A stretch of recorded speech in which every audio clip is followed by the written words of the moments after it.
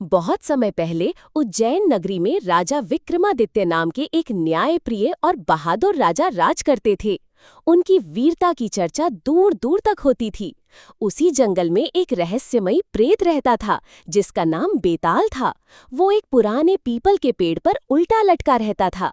एक दिन एक तांत्रिक राजा विक्रमादित्य के दरबार में आया।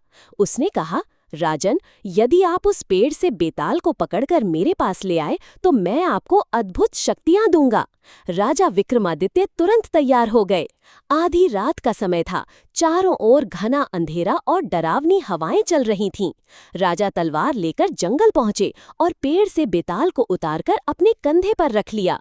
रास्ते में बेताल हंसकर बोला, राजा विक्रम, मैं तुम्हें एक कहानी सुनाऊंगा, लेकिन शर्त यह है कि अगर कहानी सुनकर तुम बोले तो मैं वापस पेड़ पर चला जाऊंगा। राजा चुपचाप चलते रहे। बेताल ने कहानी शुरू की। एक नगर में दो मित्र रहते थे। दोनों ने एक व्यापारी की जान बचाई। व्यापारी खुश होकर अपने बेटी का विवाह उन दोनों में से किसी एक से करना चाहता था। पहले मित्र ने अपनी बुद्धि से व्यापारी को बचाया था, जबकि दूसरे मित्र ने अपनी जान जोखिम में डालकर डाकुओं से लड़ाई की थी।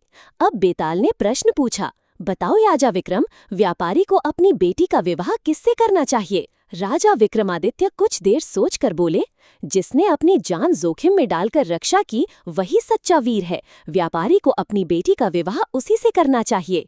इतना सुनते ही बेताल जोर से हंसा और बोला, राजा, तुम फिर बोल पड़े, और वो उड़कर वापस पेड़ पर जा लटका। लेकिन राजा विक्रमादित्य हार मानने वालों में से नहीं थे। वे फिर पेड़ की ओर बढ़ गए। सीख, सच्चा साहस और निस्वार्थ सेवा सबसे बड़ा गुण होता है।